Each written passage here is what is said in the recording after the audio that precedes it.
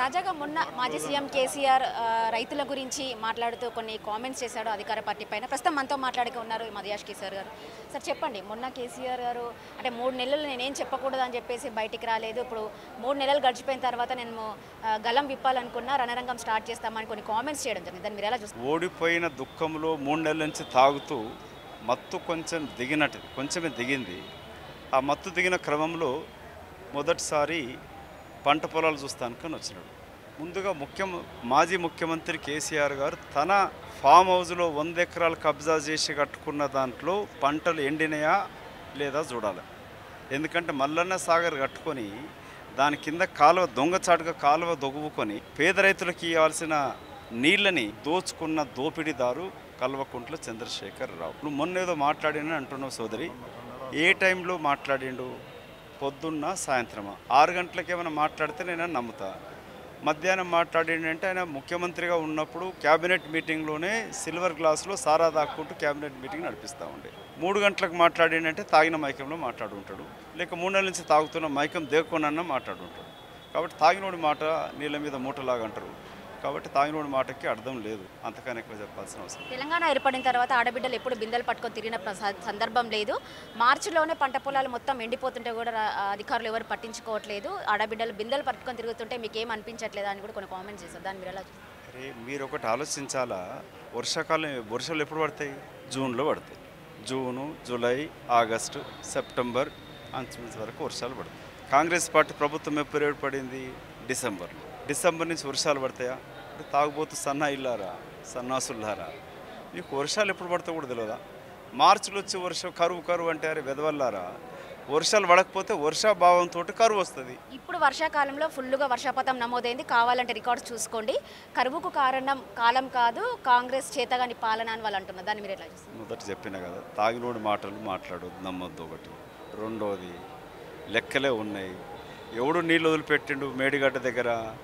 Project ఊలిపోతుందని చెప్పి వదిలిపెట్టింది ఎవడు? తర్వాత తొందర విచారణ జరిగితే జైలుకి వెళ్తాడు. అతని తాగుడు ఎంత ఇష్టం అతనికి, దాంట్లో కన్న కూతురిని కూడా స్కామ్లర్కి ఇచ్చినాడు. ఇక్కడ దోచుకుని జాలక ఢిల్లీ లిక్కర్ స్కామ్లు కూడా దోచుకోవడానికి కొరకి కూతురిని కూడా పంపించినాడు. తల్లి బిడ్డ కొడుకు చేస్తే నేరం చేస్తే కూడా అవినీతి పాల్పడితే జైలు అన్నాడు.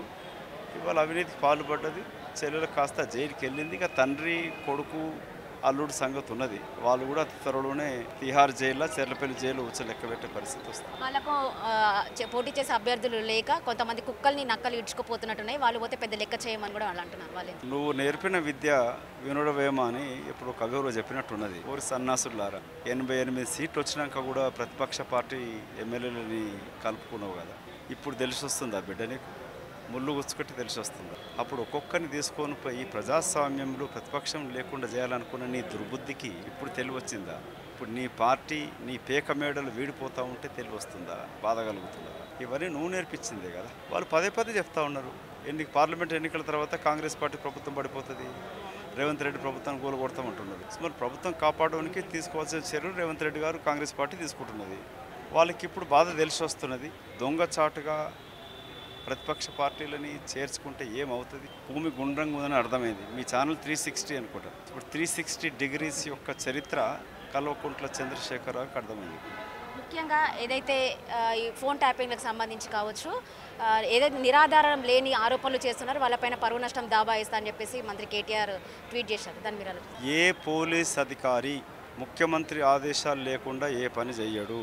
ప్రతిరోజు లాండ్ ఆర్డర్ హోంశాఖ మంత్రి నామమాత్రంగా నాయి నరసింహారెడ్డి గతంలో, తర్వాత మహమూద్ అలీ ఉండే అనుకుంటా. మా మిత్రుడు కృష్ణప్రసాద్ కూడా మాజీ ముఖ్యమంత్రి చంద్రబాబు దగ్గర అత్యంత సన్నిహితుడు, పనిచేసిన వ్యక్తి, అనుభవం కూడా ఉన్నది. ముఖ్యమంత్రి ఆదేశాలు లేకుండా ఏ పోలీస్ అధికారి పనిచేయడు. అందులో కల్వకుంట్ల కుటుంబం యొక్క ఆదేశాలు లేకుండా ఈగ కూడా కదలదు. సో అటువంటిది ఫోన్ ట్యాపింగ్ అవన్నీ జరిగిందనంటే ముఖ్యమంత్రి ఆదేశం లేక ముఖ్యమంత్రిలాగా ప్రవర్తించిన కేటీ రామారావు యొక్క ఆదేశాలు లేకుండా జరగదు. ఈ ఫోన్ ట్యాపింగ్ వ్యవహారంలో A1, A2, KCR and KTR వాళ్ళ ప్రమేయం లేకుండా జరగదు. ప్రతిరోజు విజిలెన్స్ అండ్ IB అధికారులు ముఖ్యమంత్రికి వెళ్ళి వివరిస్తూ ఉంటారు. దీంట్లో మొదటి ముద్దాయి, రెండవ ముద్దాయి, 10, 3, 4, 5, 6, 7, 9 వరకు ముద్దాయిలను తీసుకుంటే కూడా మాజీ ముఖ్యమంత్రి కేసీఆరే తేల్తాడు. ముఖ్యంగా అందరికీ సమన్యాయం చేస్తుందంటున్న కాంగ్రెస్ పార్టీ మాదిగలకు చాలా అన్యాయం చేస్తుందని చెప్పేసి ఈ రోజు మందకృష్ణ మాదిగ ప్రెస్ మీట్ కూడా పెట్టడం జరిగింది. వరంగల్ స్థానాన్ని అట్లీస్ట్ మాదిగలకు కేటాయించాలని చెప్పేసి నిన్నగాక మొన్న జాయిన్ అయిన కావ్యకి ఇవ్వడం పైన కొంచెం వాళ్ళు విమర్శలు చేస్తున్నారు. మీరు ఎలా చూస్తారు? మా మిత్రుడు మందకృష్ణ మాదిగ నా ప్రియ సోదరుడు. తన జీవితకాలం మాదిగ వర్గీకరణకు పోరాటం చేస్తూ ఉన్నాడు. గతంలో వారు నేను ఎంపీగా ఉన్నప్పుడు తీసుకెళ్ళి మాజీ ప్రధానమంత్రి మన్మోహన్ సింగ్ గారి దగ్గరికి, సోనియా గాంధీ గారి దగ్గరికి, రాహుల్ గాంధీ గారి దగ్గరికి తీసుకెళ్ళడం జరిగినది. గతంలో మా పార్టీకి మద్దతు కూడా ఇచ్చినాడు. ఏ అంశాలకై పోరాటం చేస్తున్నాడో సోదరుడు మందకృష్ణ మాదిగ వర్గీకరణకైతే అడుగుతున్నాడో కాంగ్రెస్ పార్టీ కట్టుబడి ఉంది. ముఖ్యమంత్రి రేవంత్ రెడ్డి గారు కట్టుబడి ఉన్నారు. కాంగ్రెస్ పార్టీ ప్రభుత్వం కూడా అసెంబ్లీలో యునానిమస్ రిజర్వేషన్ గతంలో చేసినది, ఇప్పుడు కూడా చేసి పంపించినది. సో దానికి మాదిగ వర్గీకరణకు కాంగ్రెస్ పార్టీ కట్టుబడి. ముఖ్యంగా అసెంబ్లీ ఎన్నికల్లో ఏదో తుక్కుగూడ వేదిక సభ నిర్వహించారు, ఈసారి కూడా తుక్కుగూడ వేదిక సభ నిర్వహిస్తున్నారు. ఇది సేమ్ ఫార్ములా వర్కౌట్ అవుతా అంటారా ఎంపీ ఎలక్షన్స్కి? అది మాకు అత్యంత అనుకూలమైన ప్రదేశం. అది గతంలో తల్లి సోనియా ఇచ్చిన 6 గ్యారంటీ స్కీములతోటి తెలంగాణ ప్రజలు ఆదరించారు, ఆశీర్వదించారు. కాంగ్రెస్ పార్టీ ప్రభుత్వం ఏర్పడింది. ఇవాళ జాతీయ స్థాయిలో మోదీ గారి యొక్క ప్రభుత్వ వ్యతిరేక పవనాలు వీస్తూ ఉన్నాయి. ఐఎన్డీఏ ప్రభుత్వం ఏర్పడే అవకాశాలు కనబడతా ఉన్నాయి. తుగ్గూడ నుంచి కాంగ్రెస్ పార్టీ జాతీయ మేనిఫెస్టో విడుదల ఏప్రిల్ 6వ తారీఖున జరుపుకోబోతా ఉన్నాం. ఇప్పుడు ఒక గంట సేపట్లో గౌరవ ముఖ్యమంత్రి ఢిల్లీ నుంచి వస్తూ ఉన్నారు. అక్కడ పర్యవేక్షణ కూడా వెళ్తూ ఉన్నాం. సో తుగ్గూడ యొక్క మీటింగ్ కనివిని ఎరగని రీతిలో గతంలో 10 లక్షల మంది వచ్చినారు. ఈసారి 10 లక్షలు కాదు కదా, 15-20 లక్షల మంది వచ్చేంత కూడా అవకాశం ఉంది. ముఖ్యంగా ఎన్ని సీట్లు గెలవబోతున్నారు? అత్యధిక స్థానాలు గెలవబోతాం. 15 స్థానాలపైన మాకు మొత్తం 17 స్థానాలలో పోటీ, 15 స్థానాలను గెలవాలని ఒక ప్రణాళికతో ముందు కదులుతూ ఉన్నాం. అత్యధిక స్థానాలు గెలవబోతాం.